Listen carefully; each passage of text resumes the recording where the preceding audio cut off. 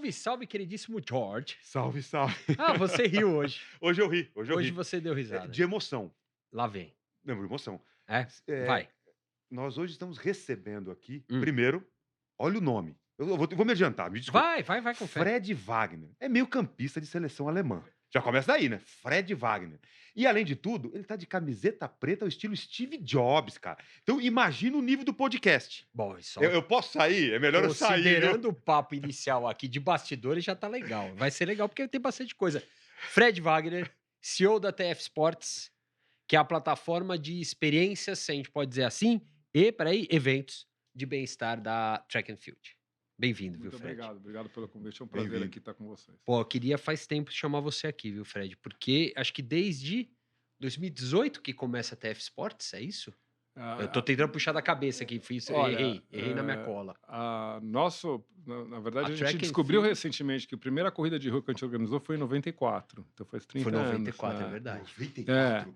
Em 94 a gente organizou no Parque do Ibirapuera uma Run Series com a Evian na época que estava entrando no Brasil. Água Evian. E em 2004 a gente oficializou o circuito Track and Field Run Series com a primeira corrida do Vila Lobos. E depois, enfim, a história vai longe, né? E já faz, acho que mais ou menos uns 8 anos que a gente começou efetivamente com o aplicativo e com a plataforma, Esse 16 é isso, né? que está tomando agora, acho que um rumo bastante diferente do que a gente se propôs inicial, como todas as empresas vão aprendendo. Como Né? qualquer Então, negócio que você crie. mas foi interessante, a gente encontrou uma notícia bem antiga falando desse evento, que imagina, uma corrida dentro do Parque Ibirapuera para 300 pessoas. Imagina quando você, num domingo, imagina Hoje quando, seria um hoje em evento dia, de experiência você nem de chega marca. no Ibirapuera, né? Você não Hoje, consegue- 300 pessoas às 5h30 da manhã talvez já tivessem passado e corrido no Total, Ibirapuera total, nesse horário. muito né? legal. E é legal, Fred, porque é isso. Você foi um dos fundadores da Track and Field, Sim. né? E hoje você está cuidando de um braço que é voltado para experiências no fim de esporte. O que isso tem a ver com um negócio que é produzir roupa para as pessoas, teoricamente, para as pessoas praticarem atividade física, mas que hoje é roupa de lifestyle, Sim, enfim, aí tem mais um sim. monte de coisa, né? Olha, acho que começa tudo dentro da missão da companhia, né? Track and Field, né? Quando a gente tentou definir realmente a missão da Track and Field, a gente fala que é uma empresa que tenta conectar pessoas a um estilo de vida ativo e saudável. Né? Então a Track and Field faz isso através da moda, né? Há 35 anos, como você falou, a gente foi construindo, né, essa relação da pessoa ter um produto que ela busca bem-estar, ter uma experiência em loja que também traduz isso.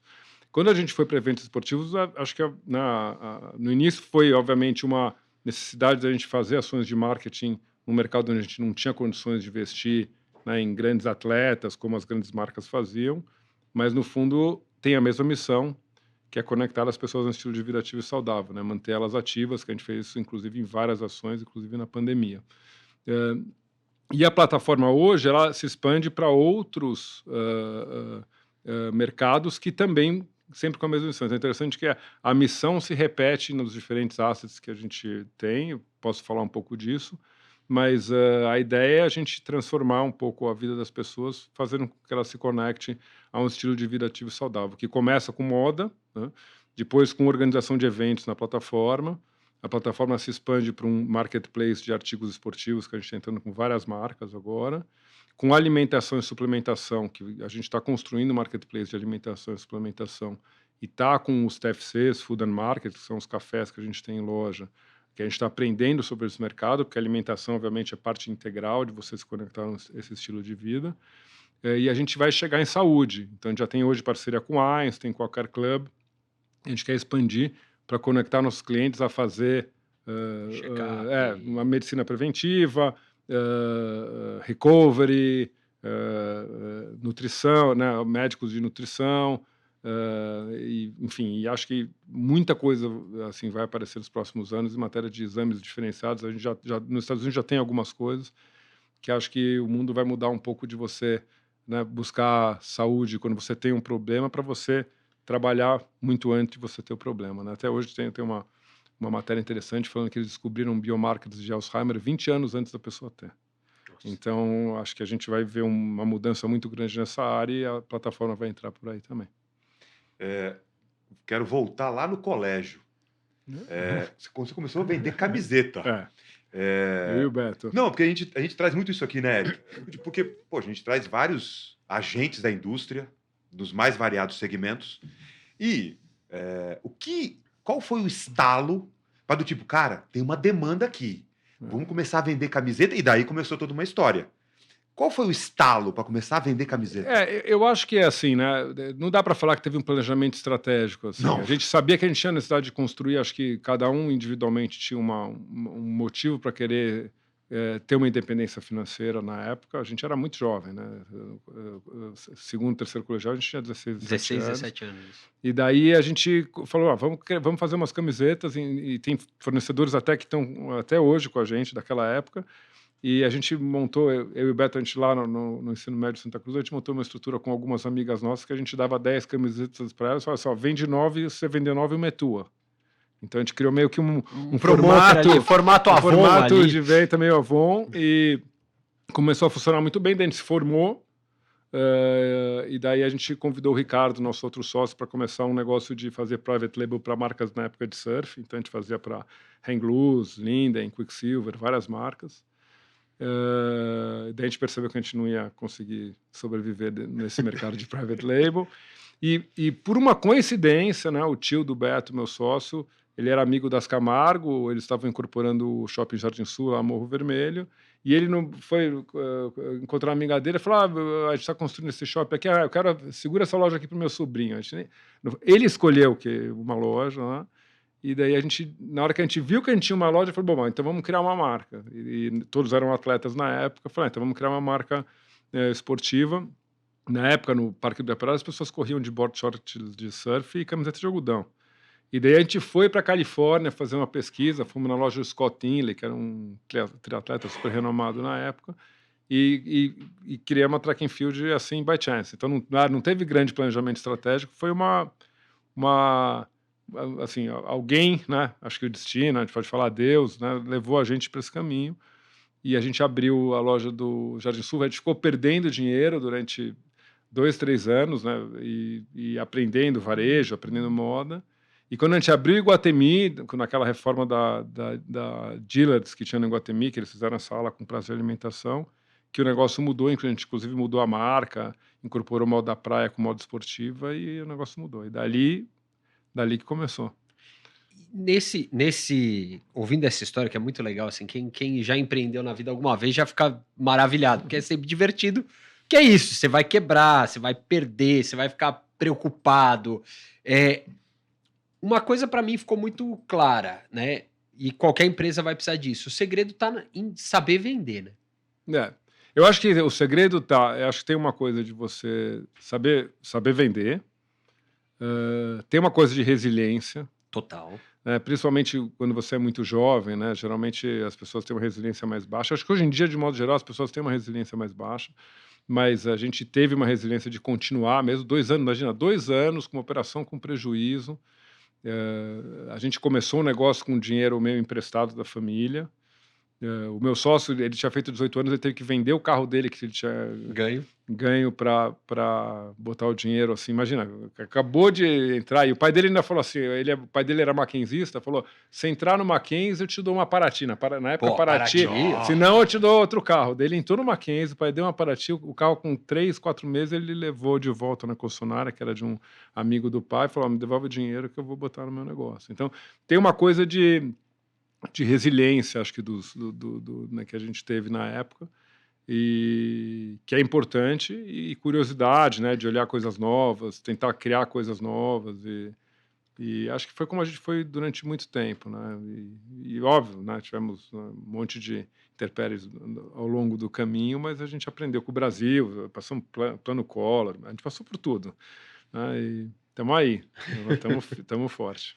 Hoje é fácil até. Não, o pessoal quando olha hoje acha que é simples, né? É fácil, então, mas é muito complexo, né? E aí na nossa operação ela é mais complexa.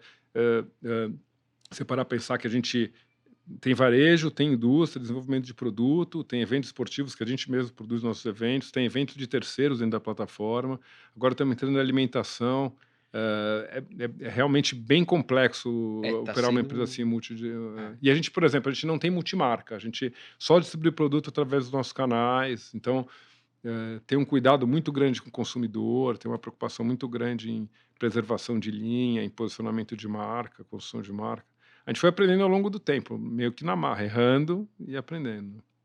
É, você falando de todas essas pontas, remete ao que a gente também conversa aqui, do famoso ecossistema, né? É. Então isso na verdade é um ecossistema, está sendo construído um ecossistema e a TF Sports faz parte desse ecossistema. Com certeza. Aliás, a TF Sports talvez seja a coisa mais importante que a gente tem hoje para preservação de marca, né? Se parar pra pensar que track and field tem um posicionamento muito forte em moda, mas a TF Sports dá uma proteção criando um relacionamento emocional com o consumidor, né? Então, se parar pra pensar, né, dentro dos assets que a gente tem de TF Sports, marketplace de eventos esportivos, a gente tem a Run Series, que é o maior circuito de corrida da América Latina. Quase 200 mil corredores esse ano vão correr nossas provas de corrida. E corrida, hoje em dia, corrida de rua virou uma febre, assim, tem um público jovem voltando à corrida de rua. A gente tem o Track and Field Open de beach tennis, que também deve ser um dos maiores circuitos de beach tennis que tem na América Latina. A gente tem, esse ano, 53 etapas desses torneios que a gente faz. E todos eles não são para atletas profissionais, né? A gente não busca o atleta profissional que vai ter uma premiação em dinheiro, a gente busca uma experiência, a gente investe para ter uma experiência para o nosso consumidor quando ele for correr. Então, a gente busca essa conexão emocional.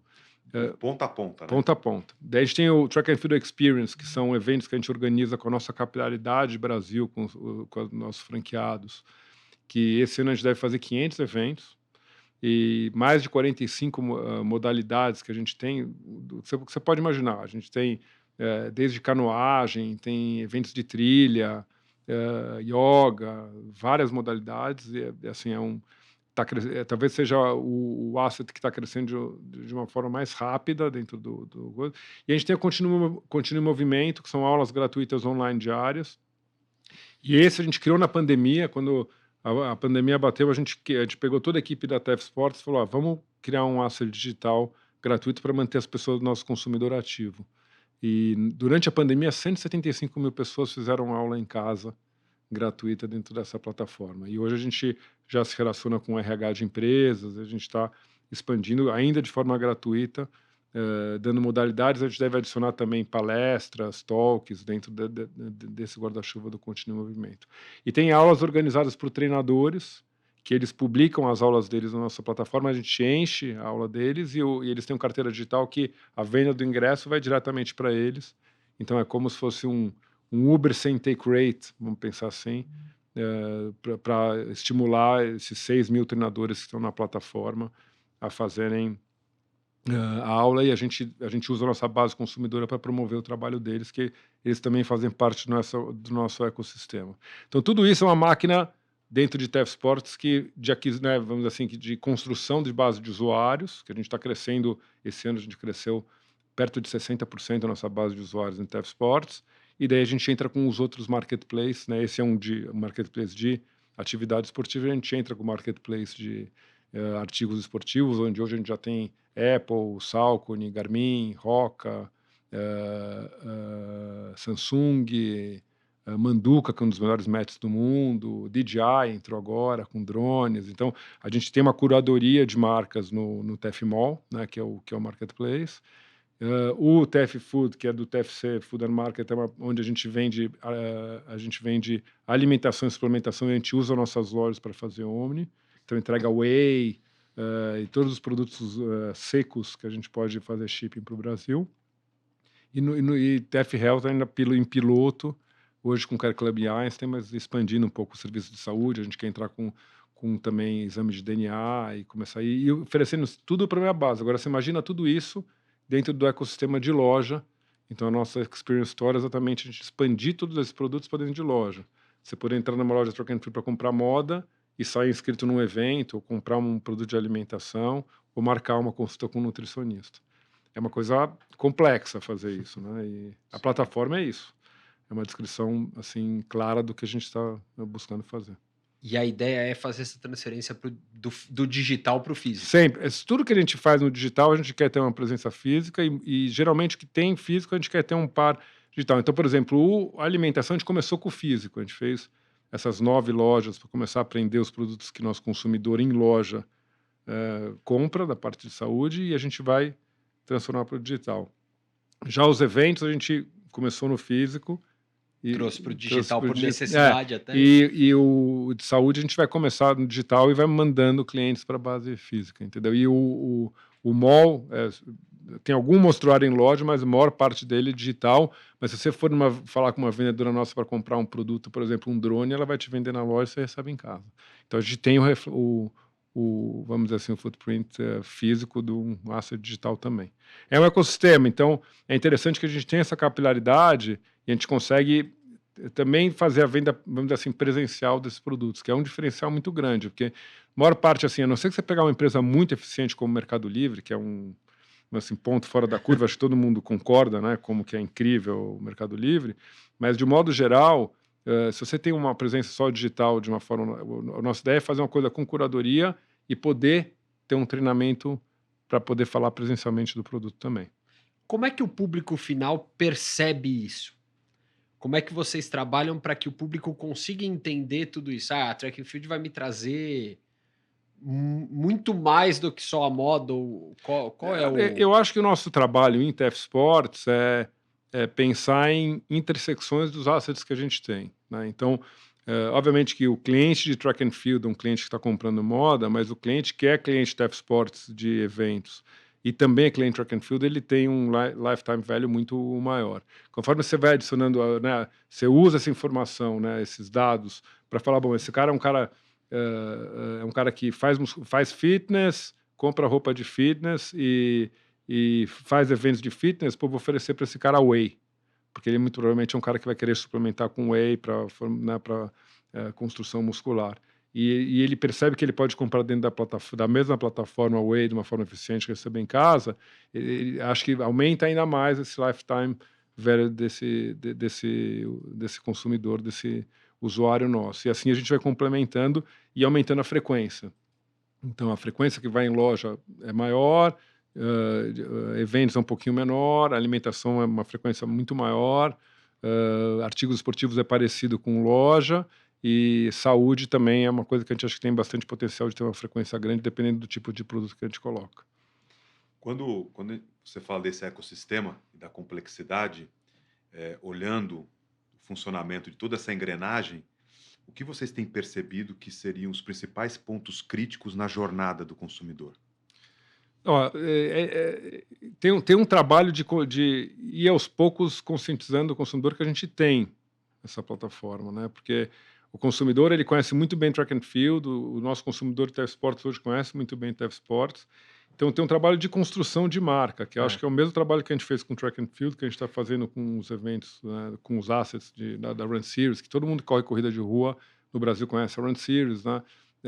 Quem joga beach tennis conhece o nosso circuito. Então, essa construção de marca que a gente está fazendo, a gente vai fazer nos outros assets também. Como a gente tem um track record de entender um pouco como você constrói, e leva tempo, assim, não existe atalho para construção de marca. A gente sempre fala lá, demora 10 anos para você construir uma marca, não importa quanto dinheiro que você tem para investir, você pode colocar todo dia na Globo, tá? Para você entrar na cabeça do consumidor de uma forma consistente e Com a mensagem sólida, que você quer passar, e né? sólida para ficar, demora 10 anos para você construir uma marca, né? Então, a gente sabe que a gente tem um trabalho de construção de marca de todos esses assets, mas a gente tem a vantagem de conhecer melhor o consumidor, ter a capilaridade a nível Brasil que a gente tem com nossos franqueados e ter as marcas que hoje, se você parar para pensar nos assets de TF Sports, de eventos esportivos, são os eventos esportivos mais importantes que tem, tanto que a gente atrai parceiros, né, patrocinadores super importantes, que são nossos parceiros, né? O Santander é nosso parceiro já, agora acabamos de renovar, vai ficar por 8 anos como naming rights da nossa Track and Field Run Series. A Porto Seguro, a nossa patrocinadora do Open de Beach Tennis e do Experience do Continuo Movimento, um parceiro super próximo também. Três Corações. Então, tudo são marcas que têm valores parecidos com os nossos, a gente busca isso, e a gente não tem nem área comercial para vender esses patrocínios. A aproximação geralmente acontece ou porque alguém participa e Quer conhecer mais? tem contato com o ecossistema. E acho que isso é uma coisa que a gente vai construindo com o tempo. E a gente vai ter que construir isso no mall, no food, no health, a gente vai ter que construir isso com o tempo. Então, o trabalho é esse, né? É construir isso ao longo do tempo. A experiência da Track and Field ajuda nesse trabalho. Ajuda. Né? E os dados, né? Acho que a gente também começa a conhecer um pouco mais o consumidor e também, né, o valor do que a gente construiu, né? O consumidor, ele confia um pouco mais, porque é um cara que, né, já comprou em Track and Field, conhece o nosso produto, né, com o pilar que ele tem, de qualidade, etc. Depois participa de um evento, vê o cuidado que a gente tem com o evento, muito provavelmente vai falar, estou comprando de mais um asset do grupo dentro da mesma solução digital. Então a gente também tem uma coisa de quebrar um pouco essa coisa de desconfiança que geralmente a pessoa tem quando surge uma marca nova, principalmente digital, né? Qual que é a estrutura hoje da TF Sports? A gente tem uma estrutura grande. O nosso escritório lá, a gente tem, na verdade, 3 andares ali na Eduardo Souza Aranha. Um deles é só TF Sports, com equipe própria.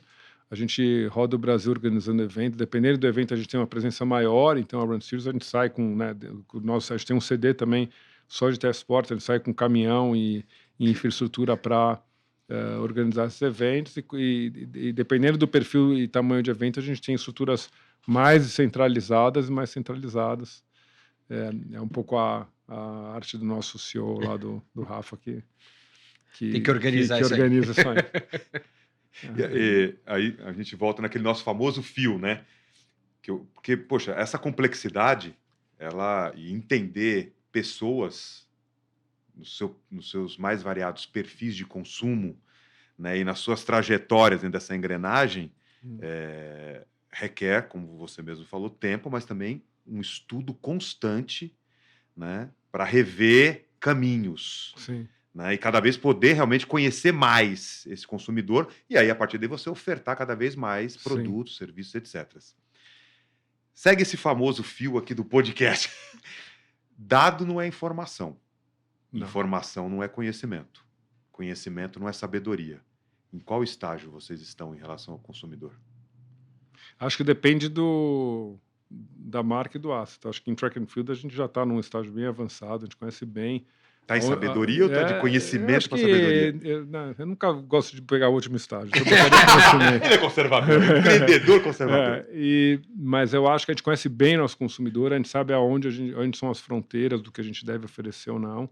A gente vê muitas marcas errando essa fronteira, né? Internacionais até, né? E depois pagando por isso. Então a gente tem um trabalho bastante minucioso de saber até onde que uma marca vai, né? Vou te dar um exemplo. Quando a gente, né, ao longo do tempo, a gente foi oferecendo muitas collabs em Track and Field, né? Então eu lembro que chegou uma pessoa e falou assim: escuta, a gente precisa fazer um isotônico Track and Field, né? Eu falei: não, a gente não precisa fazer um isotônico Track and Field. Não, por que não? Eu falei: porque na cabeça do consumidor a gente não é isotônico, a gente é moda.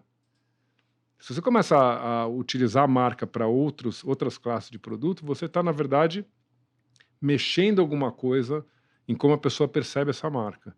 Então pode dar muito dinheiro a gente botar nossa marca num isotônico, mas na perspectiva do consumidor é arriscado. Então esse tipo de pensamento é um pensamento que a gente desenvolveu um pouco aprendendo com a marca própria e um pouco olhando também o que acontece com marcas ao longo do tempo que cruzam a linha de forma... Essa fronteira. Né? Então a gente tem bastante essa discussão em todas as classes, né, que produto que a gente vai botar no mall, que alimento que a gente vai vender no TFC, e a gente é bastante assim, rígido com esse conceito. Obviamente a gente discute bastante com a equipe, mas no momento que a gente define, a gente tenta evitar voltar para essa discussão em prazos curtos, né? Porque a oferta, assim, você é tentado todo dia a fazer coisas por conta da construção de marca, e acho que é por isso que as marcas têm um ciclo de vida, às vezes, encurtado por conta desses erros estratégicos, na minha opinião. Mas, por exemplo, aí você falou, o Track and Field já está caminhando de conhecimento para sabedoria. TF Sports e as outras pontas. Eu acho que está um pouco antes no processo TF Sports. A gente está também começando a cruzar dados para entender o seguinte: nós vamos fazer o caminho contrário, né? Quem participou de um evento Track and Field, que produto que ele comprou no histórico dele, né? Para a gente entender um pouco, até para Track and Field, qual que é, por exemplo, o corredor de rua, qual que é o produto preferido dele dentro de moda.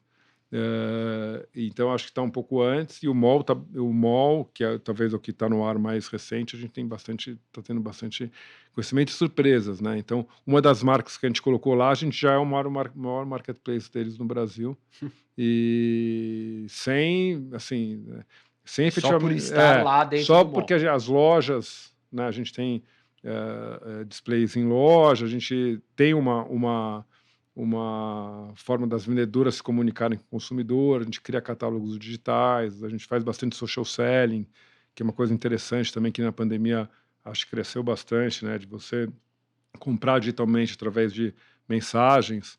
E eu, particularmente, mudei minha forma de comprar completamente pós-pandemia, né? É muito raro hoje eu comprar um produto online, né? Eu compro com uma mensagem de WhatsApp, um áudio, geralmente, de WhatsApp, e eu deixo a vendedora trabalhar para mim. Falo: "Preciso dar um presente para tal pessoa, o cartão que eu quero mandar é esse, o endereço é esse aqui, me manda a foto do presente, eu te dou ok e me manda o link de pagamento". É assim que eu compro. Demora 40 segundos para fazer uma compra, e não ficou preocupado em preencher dados nem nada. As pessoas estão evoluindo também, e acho que a inteligência artificial vai trazer bastante, eh, vai trazer soluções muito interessantes para se conseguir fazer isso cada vez mais eficiente em escala, porque, né, a gente usa nosso parque de vendedoras para fazer isso, mas acho que a inteligência artificial vai trazer, já está trazendo algumas soluções interessantes, né, de saque, de atendimento de consumidor.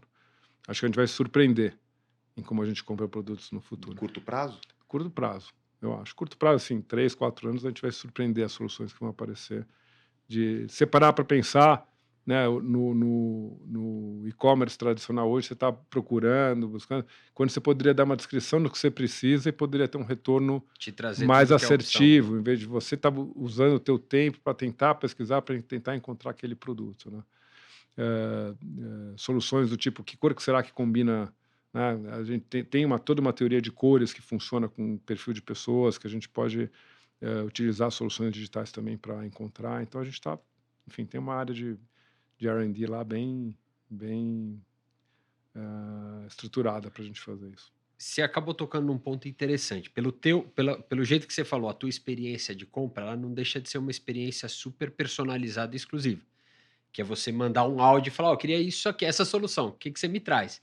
E do outro lado a gente tem uma inteligência humana pensando nisso para você.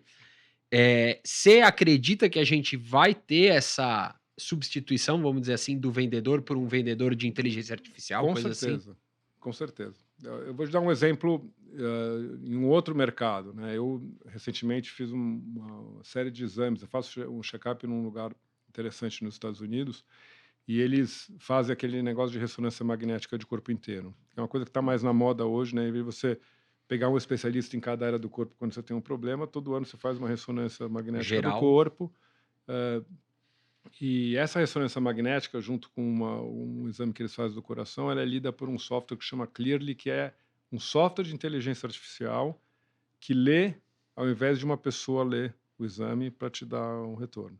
Olha que interessante.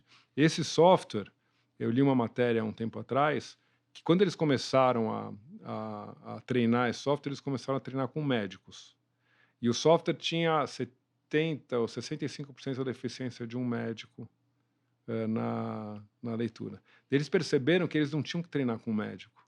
Eles tinham que treinar pessoas que tinham a vista mais Apurado. apurada. Eles pegaram artistas, designers, e treinaram o que, que eles tinham que buscar na imagem, e daí a eficiência do software foi lá para cima.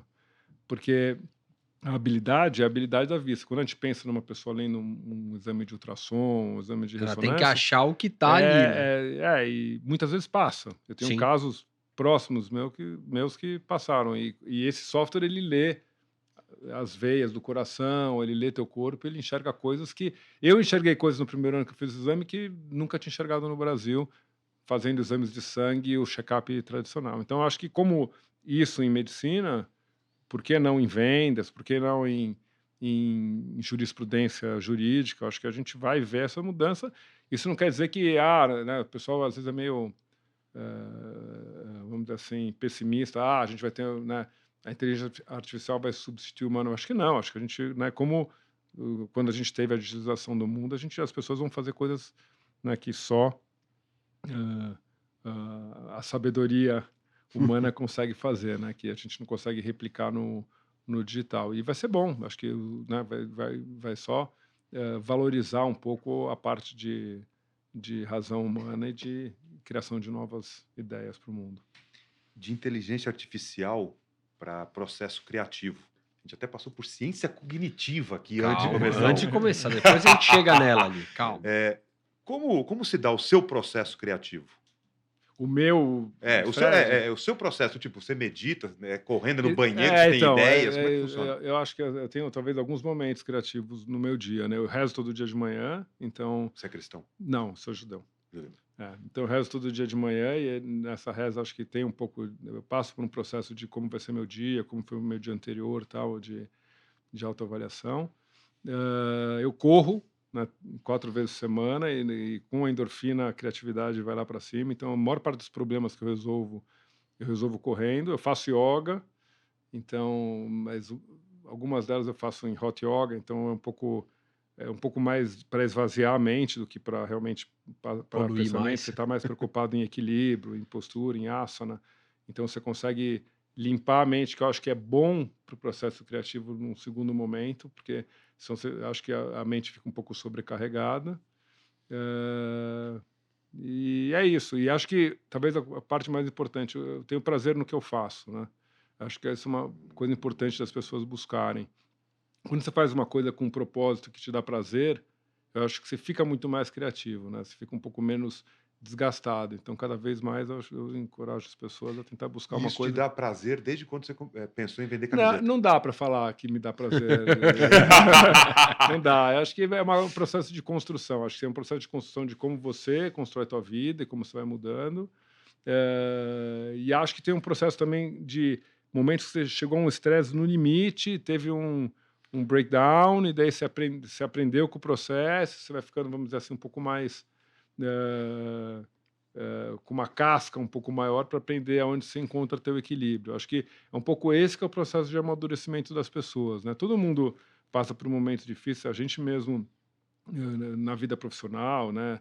Nós sócios, né? Os 3 sócios e as pessoas que a gente se relaciona, a gente passa por isso. Acho que esses processos né, do mito do herói, de você ir até o fundo do poço e voltar, ele também faz parte de você conseguir construir. Que a única coisa que eu acho que no mundo que a gente está, talvez seja um pouco mais difícil você perceber que você tem que direcionar a tua vida para esse processo de ter um propósito e fazer uma coisa que te dá prazer, porque a vida que a gente está, essa vida muito digital, né, as redes sociais e tal, acabam fazendo que muito que as pessoas olhem para o outro e não olhem para si mesmo. Então, acho que essas coisas que eu faço durante o dia, né, de rezar, correr, acho que me trazem um pouco para um momento solitário onde eu consigo fazer isso, a yoga e depois o escritório não sobra tempo para muita coisa não. A gente é bem ativo lá e daí é realmente atividade, mas daí você tá uma coisa que eu faço é esporte todo dia, alguns dias 2 vezes por dia.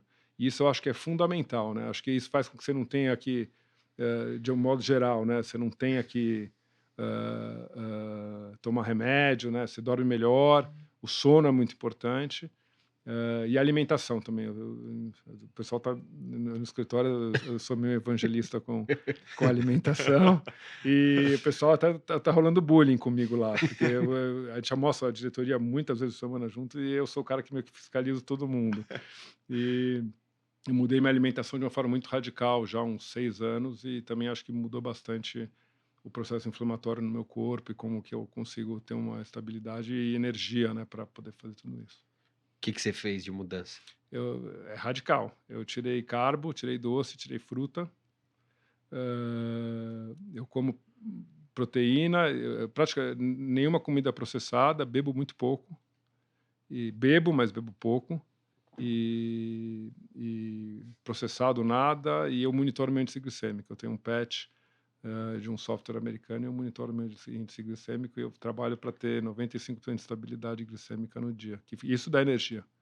Sim. Porque Você o não tem problema é a pico. insulina. É. O problema não é o pico, o problema é a insulina. A insulina que inflama, que te diminui um pouco a produção né, de ATP, te deixa mais cansado, te dá mais fome. Eu tenho pouca fome, então é radical. Você vê só, o cara é uma máquina. Máquina do esporte até. Não, mas enfim, tem que Não, entender. Eu lógico, tenho 55 anos, se eu não fizer isso, eu não teria Não vai mais durar dinheiro. muito além do 100 ali. Então, eu não tenho essa pretensão. Eu quero viver bem se for até 80, tá bom. Vivendo bem, tá tudo certo. Olhando tudo isso, por exemplo, essa conexão que você falou, né? Propósito, o seu estilo de vida, né? Todo esse ecossistema, né? que vem sendo construído. Você acredita que realmente, de uma maneira genuína, é possível mudar o comportamento do ser humano a partir dessa vida insana que nós temos, utilizando esse ecossistema, a partir do momento que a pessoa ela vai procurar se alimentar melhor, ela vai procurar praticar esporte realmente, construindo isso de uma maneira genuína, por mais que seja um negócio, é possível? Eu não tenho dúvida que é possível. A gente tem casos dentro da empresa fortes de pessoas que transformaram a vida vindo trabalhar com a gente, né? Porque a pessoa que vem trabalhar lá se expõe um pouco mais, obviamente, ao ecossistema.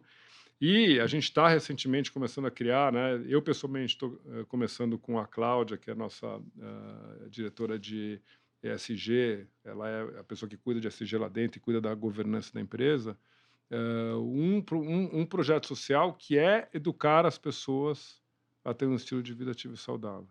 E eu não tenho dúvida que a pessoa tem que passar um pouco uma barreira, né? Esse projeto que a gente está falando são 90 dias. Se você consegue ficar 90 dias dentro desse estilo de vida, eu acho que você nunca mais volta aos erros anteriores. Mas demora um tempo, é como um detox. Porque o que a gente é exposto de sedentarismo, né? Da forma que a gente se alimenta com comida processadas, o quanto a gente bebe, né, no dia a dia aí. E vou te falar, não é um processo fácil. Tem bullying, né? Eu já aprendi um monte de coisa. Sento numa mesa, quer beber? Quero, serve, entendeu? Eu não sou o cara que fico discutindo ou querendo Você não vai ser um mala sem alça ali, falando, galera, não faz isso. Mas na hora que você consegue se expor de uma forma mais estruturada a isso, você tem um ganho muito grande, perceptível na tua vida. O problema é que o mundo que a gente está, de novo, ele busca os atalhos, né? Então, por exemplo, essa expansão do Ozempic, né? Acho que é um assunto que agora está muito em voga, né? É um atalho, né? A pessoa é um hormônio que ela está tomando em massa, que tira o apetite e tal, que ela consegue realmente perder peso. É super útil, talvez, para casos de diabetes ou de obesidade, que precisava de um empurrão inicial, mas depois você precisa construir uma coisa sustentável. Você não quer ficar preso a um medicamento o resto da tua vida, entendeu? E fora que você perde muito da náusea, perde o prazer de se alimentar, que eu tenho um puta prazer no que eu como, assim, eu não tenho... eu faço isso, mas assim, eu até brinco com as minhas filhas, né?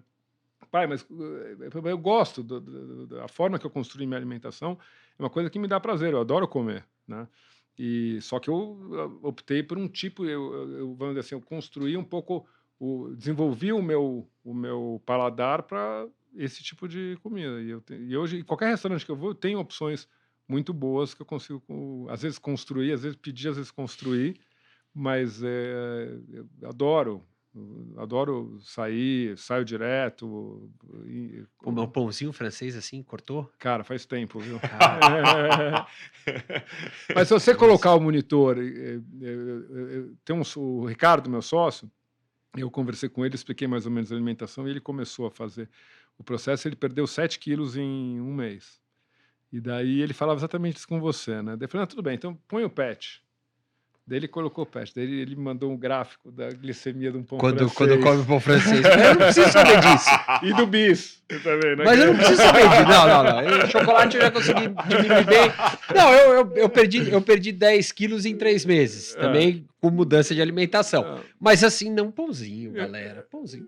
Tá, eu sei, faz mal, tudo bem, eu sei. Eu amo pão francês, cara. Né, eu sei. Mas é demais, eu vou te falar demais. E na dengosa, comer um mineiro com tomate, orégano e uma média. Exatamente. Quem complexo, não, né? né? Quem não ama? Não, mas eu saio assim. Mas você de vez em quando come? Direto, eu como pizza de vez em quando. Então eu não sou o cara que... Não, é bom saber, tem uns caminhos. Mas a minha base, dicas aqui, minha base, entendeu? A base, aquele dia a dia, o dia a dia você o dia a dia, tem que mas cortar. eu saio. Eu fui agora, estava em Portugal, a gente começou a plataforma, voltando um pouco. Vamos Sim, voltar a falar de voltando, negócio. voltando. Esse final de semana que passou, a gente começou a expandir a plataforma esportiva em Portugal, Cascais que e legal. região. A gente fez um Open de beach tennis lá, várias aulas de yoga, e a gente está desenvolvendo vários eventos que a gente vai fazer na região, então a gente está abrindo uma loja na Marina de Cascais. E eu fui para lá, para Portugal, fiz a meia de Lisboa, com a minha filha fez 10K, e a gente foi em vários restaurantes lá, assim... Terminou a meia, comeu o pastelzinho de Belém Comi ali? o pastel de Belém. Comi o pastel de Belém. Então, eu não tenho esse Você tem que radicalismo. terminar a meia e comer o pastelzinho. Termina ali Lógico, a gente sai ali, exatamente. vai à esquerda ali e come o pastelzinho de Belém. Então, eu não deixo de fazer essas coisas, mas Então tá bom. a base é a base. Então vou pegar as A dicas exceção depois tá aqui. tudo certo. É a base. Você falou de ESG. ESG em indústria têxtil, como é que se conecta a questão de sustentabilidade? Especificamente em relação à indústria têxtil, tem muita novidade aparecendo em fios com fontes mais sustentáveis. Então, a gente está sempre olhando, né, a possibilidade da gente colocar fios que vêm de fonte renovável, pesquisando um pouco também da parte de reciclagem, o que a gente pode fazer para fazer produtos circulares. Na nossa empresa, a gente tem, né, porque daí não é só indústria têxtil, né? Então, a gente tem, por exemplo, várias iniciativas que a gente tem das corridas de rua, a gente tirou plástico totalmente. Então, nas corridas de rua, você vê que são Acho que a latas de Bibiana falou isso, alumínio, a gente... A Bibiana do Santander aliás, falou isso motivado com a gente. por ela, porque o ela Santander falou, ela. não tinha nada com plástico. Ela que puxou, mérito da Bibi, mas a gente tirou o plástico. A gente também tem a parte social, né? Então, a gente tem, por exemplo, dentro das corridas, uma parceria super grande com a Aquiles, que é um projeto social que leva deficientes visuais para fazer corrida. A gente tem pessoas na empresa treinando hoje para ser guia desses participantes do projeto Aquiles. Então, na parte social, a gente tem bastante. Tem uma responsabilidade com os treinadores também de melhorar a qualidade de vida dos treinadores. Então, a gente está sempre olhando em como melhorar a renda, desintermediar os treinadores. Então, em ESG, a gente tem bastante coisa, mas em relação à tua pergunta específica de têxtil, é buscar novas soluções que o mercado pode trazer para a gente e tentar diminuir o máximo também o rastro de carbono que a gente tem na cadeia, que a gente tem mapeado. Voltando na história de Portugal, como é que é essa ideia de expandir para lá e começar lá? Tem algum plano maior para isso? O plano de um startup, né? Isso está em TF Sports, né? Eu sou VP de novos negócios também da Track and Field, então o TFC, a parte de alimentação, está comigo e esse projeto de Portugal está comigo. E é tentativa e erro até a gente acertar. Então, a gente sempre perguntado por investidores, principalmente, pô, mas você vai expandir? Você fala, não, a gente vai fazer, né, como um startup, encontrar os veios de crescimento, mas acho que a perspectiva é muito boa, porque acho que a gente tem hoje bastante conhecimento em matéria de eventos esportivos e de produtos track and field que a gente pode colocar no mercado, e experiência de loja, que é um diferencial para a gente trabalhar. Então, a gente quis começar talvez com o país mais fácil para a gente, né? Fala em português, a gente tem contato, tem uma relação super boa com a Marina de Cascais e com a equipe de lá, já está se relacionando com vários treinadores da região, mas dando certo, a gente tem a Bibi para nos ajudar a ir para a Espanha, né? O Santander pode nos ajudar. E a ideia é a gente começar pela Europa. A gente teve uma experiência nos Estados Unidos no passado que era uma coisa diferente, era uma operação de varejo que foi mais difícil, com uma concorrência mais difícil, a cabeça do americano foi um pouco mais difícil. E daí a gente decidiu agora fazer a tentativa pela Europa, vamos ver como vai. Qual a diferença? O americano ele já tem uma estrutura muito clara dessa área de track and field deles? Eu acho que tem muita concorrência nos Estados Unidos. Assim, a quantidade de canais que vendem esse produto, né? Você parava para pensar as marcas que estão lá, né? Lululemon, Alo Yoga, Atleta, daí as marcas de rede mesmo, de varejo, RI, Nike, Adidas, óbvio, né? Não preciso nem falar, Under Armour. Quantidade de oferta é muito grande. O americano ele também tem uma visão um pouco mais utilitária da roupa esportiva, né? No Brasil a gente tem uma percepção um pouco maior de moda. A Lululemon entrou muito forte no mercado de moda feminina. Eu acho que a Lululemon agora está sofrendo um pouco porque ela mudou um pouco dentro daquela história da fronteira. Ela foi para uma moda masculina mais de dia a dia de escritório. Então, ela mudou um pouco aonde está a marca na cabeça daquela consumidora core que eles tinham de yoga inicial. E daí a Alo Yoga está entrando um pouco nesse mercado. Então, é um mercado, O mercado americano é gigante, mas é uma guerra, né? É uma O selva. mercado de Portugal é interessante, é um pouco mais Blue Ocean, assim, porque tem poucas marcas, tem mais marcas da Zara, é um mercado menor europeu, então as grandes marcas acabam não Não priorizando. Então, olha, né? para a Portugal é gente é meio. legal para a gente sentir. Como a gente consegue, né, 85%, 80, 85% da nossa produção é feita no Brasil, então a gente tem uma vantagem competitiva por conta do Preço. câmbio, tem a vantagem da língua, da cultura, tem brasileiros lá, então é natural a gente testar nesse mercado. E dentro disso, né, a empresa crescendo, o ecossistema, novos mercados, e dentro disso a gente tem uma pecinha-chave para fazer tudo isso aí funcionar: pessoas. E gestão com pessoas, não de, né? É, e nesses tempos atuais, cada vez tudo mais volátil, instantâneo. Como é que vocês trabalham essa questão da retenção de talentos nesse ambiente cada vez mais desafiador? Ó, é muito interessante tua pergunta. Acho que a gente nunca teve um momento tão bom em relação a recursos humanos na Track and Field, assim, né? Pós-mudança, pós-abertura de capital, até essa foi uma das mudanças que a gente fez, né? Um dos motivos que nos levou a fazer a abertura de capital foi a gente efetivamente ter uma moeda para tornar pessoas sócias e participarem, né, do resultado da companhia. Mas eu sou assim, eu não acho que é só incentivo financeiro, né? Eu acho que, na verdade, se você pensar só em incentivo financeiro, você geralmente dá um tiro no pé, né? Porque o incentivo financeiro, ele pode, a pessoa pode correr atrás do incentivo financeiro e atrapalhar a estratégia da companhia, porque nem tudo na companhia que você faz é em Vai dar busca do retorno. resultado financeiro. Acho que muita coisa que você faz é para construir marca, é para testar novos mercados, para errar e aprender. Então, acho que essa cultura a gente tem desenvolvido lá, né? A gente tem uma diretora de recursos humanos muito boa, que está com a gente já há um tempinho, e ela está transformando bastante coisa lá, né? A gente tem uma coisa interna da companhia de estimular com que eles participem do que a gente faz, né? Então, em alguma das nossas provas, tinham 700 colaboradores da Track and Field correndo nossas provas. Uma dessas grandes, acho que foi, se não me engano, foi a da JK, assim, uma loucura. E colaboradores podendo convidar mais uma pessoa. Então a gente busca genuinamente transformar também. Se a gente quer conectar as pessoas ao estilo de vida ativo e saudável, a gente tem que internamente também conectar nossos colaboradores. A gente tem feito isso. A gente abriu um TFC no prédio aqui na Eduardo Souza Aranha. A gente não tinha nenhum fora de loja, porque a nossa estratégia era entender consumidor contra, né, junto com a alimentação, mas a gente decidiu abrir um no térreo lá e hoje em dia todos os nossos colaboradores vão e vivem um pouco também a história da alimentação saudável. Então, eu acho que para você ter um ambiente de trabalho onde as pessoas realmente se realizem, tenham, obviamente tem toda uma questão de valores, de comunicação que a gente faz, eu acho que você precisa ter um propósito genuíno e compartilhar com as pessoas de uma forma genuína, né? Se a gente fizesse tudo isso para fora e internamente a gente buscasse só lucro, entendeu?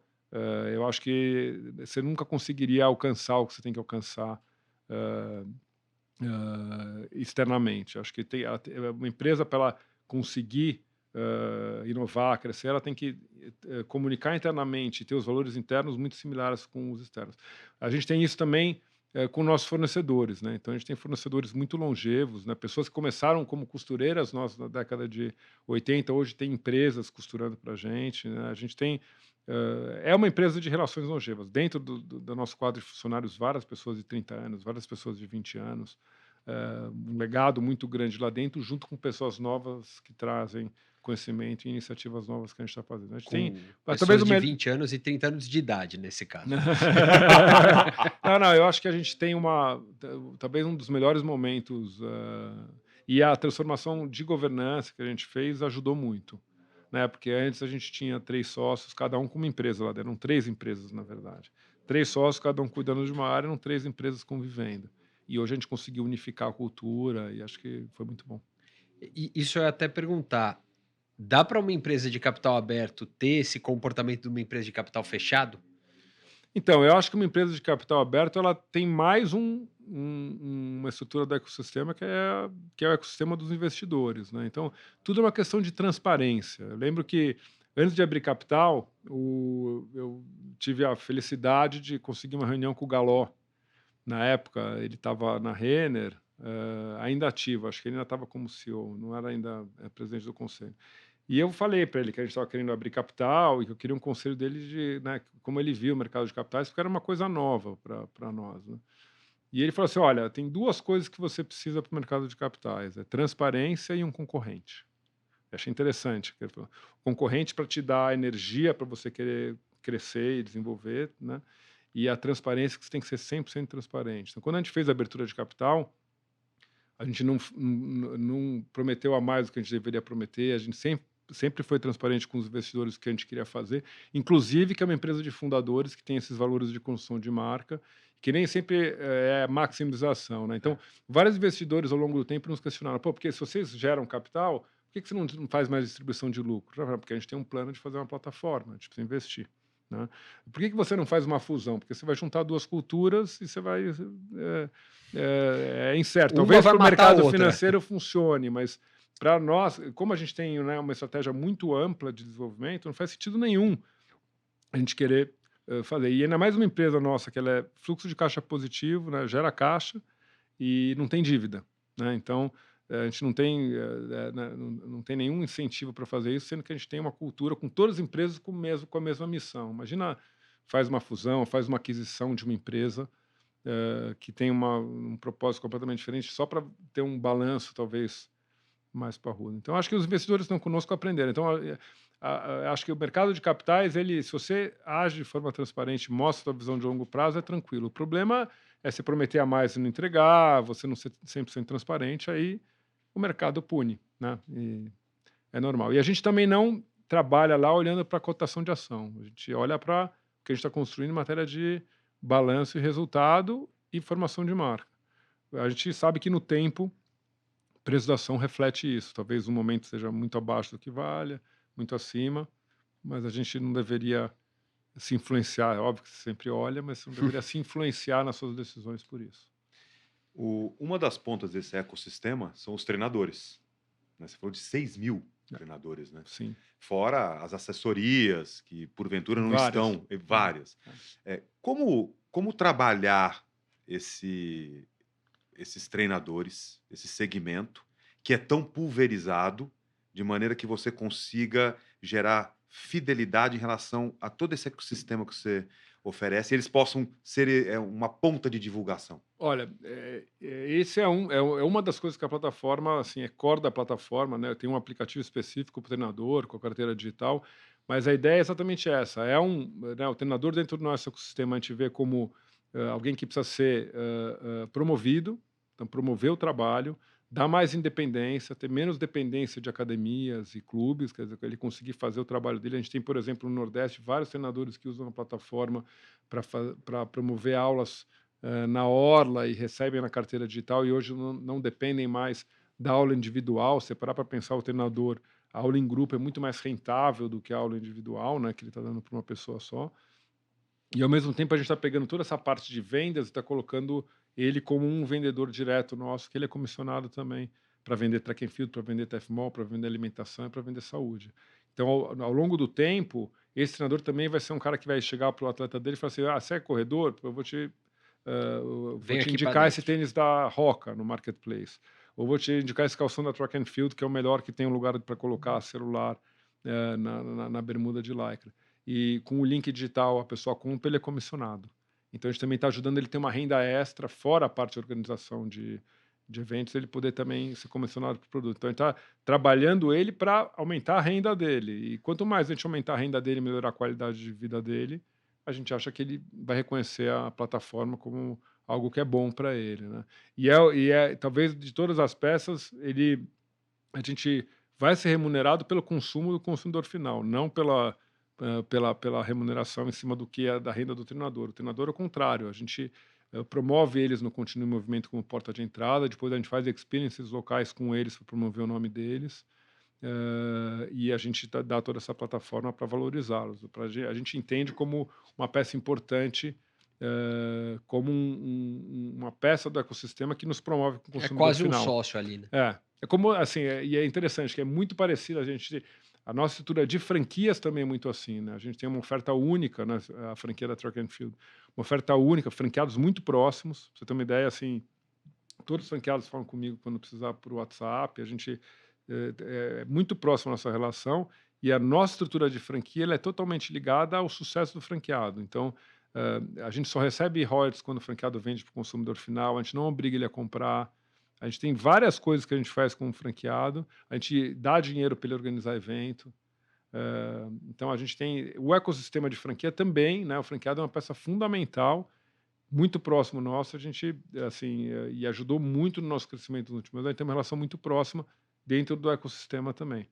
Então, acho que o treinador também faz parte dessa visão de parceria. Muito bem, querido George. Muito bem. Chegou sua hora, meu filho. Vamos falar agora de ciência cognitiva? Eu não sei, agora é com você. Essa Eu é a hora. adorei ciência cognitiva, hein? Essa é a hora que.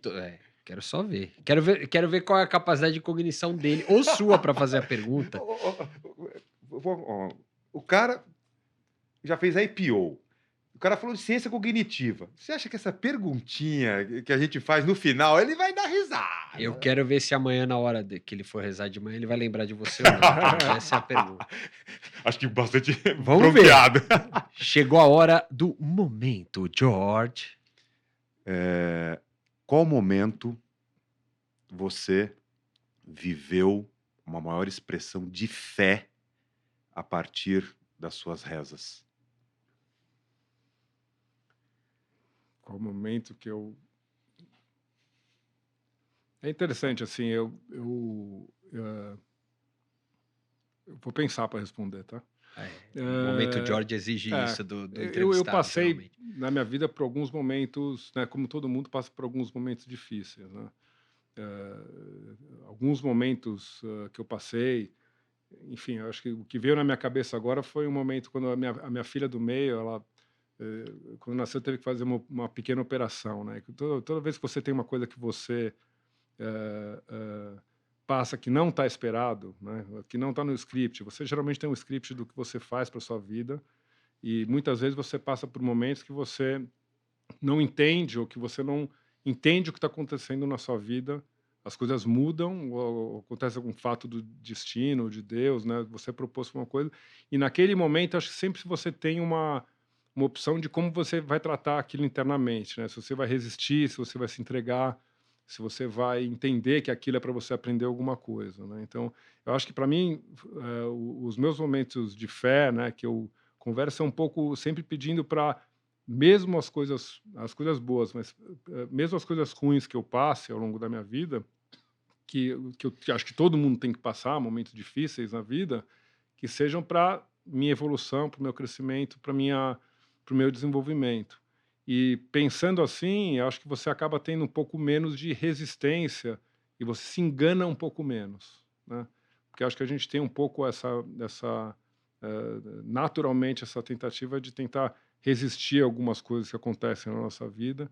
E acho que esse momento específico que eu te falei, ao invés de eu ficar me questionando por que eu estava passando por aquilo, eu voltei um pouco para dentro e falei, não, eu estou passando por isso por um momento, eu vou confiar e eu vou tentar aprender. E eu aprendi que, enfim, no final ficou tudo bem, mas eu aprendi o quanto nós somos frágeis, o quanto nós somos, né, pequenos e como tudo é etéreo e rápido na vida, né? E acho que isso dá um pouco de leveza para a gente levar o dia a dia com um pouco menos de assim seriedade e conseguir aproveitar a vida e ao mesmo tempo entender que daqui a pouco acaba e cada atitude que a gente tem aqui conta e a gente tem que ter atitudes que constroem. Então, acho que para mim, não sei se ficou claro, mas é um pouco como que eu me senti naquele momento que foi construindo com vários outros na frente, mas que é como que eu tento levar a vida no meu dia a dia hoje em dia. Muito bem. Né? Você matou no peito e saiu jogando. Não, sem problema. eu falei para você. É especialista em corrida, mas saiu fácil. Eu queria saber se era, até para o nosso ouvinte, nosso telespectador entender, né? Eu achei que fosse quando ele estava vendo a aula de ciência cognitiva da filha dele. Se for aquela hora, agora eu preciso ter fé para entender o que está sendo dito aqui. Aquele dor de cabeça, aquele o Tilenol e tudo. Não tem como. Sua filha estuda ciência cognitiva nos Estados Unidos. Sim. Só para o pessoal entender, né? Sim, Porque a gente falou estuda- tanto disso estuda. aqui, a gente conversou antes do programa aqui sobre isso. E aonde que ela estuda? Isso em Yale. E aí, Né? não vai dar pra gente discutir o que a gente conversou 15 minutos antes de começar o programa aqui, porque ninguém vai entender nada. Vai sair todo mundo com dor de cabeça, né? Total. Eu. Meu Deus do céu. George, você quase ficou o programa inteiro sem uma piada fraca, George. Do famoso tio Quase, do o tio pavê. do pavê chegou no fim. Fred, Muito obrigado, obrigado. Fred. viu? Super obrigado, um prazer estar com vocês. Muito legal estar aqui. Bacana. Valeu. É isso aí, George. Diariamente, maquinadoesporte.com.br, nas redes sociais também. Estamos lá, Máquina Esporte. Nos procure e ache. A gente não tem a mesma história, a mesma tradição da Track and Field, mas também já estamos há algum tempinho, então naquela época não cabia Máquina do Esporte nas arrobas, então é? é Máquina Esporte, tá? Tá bom? Explica aí pra você. Explicou, né? Tchau, até semana que vem. Tchau.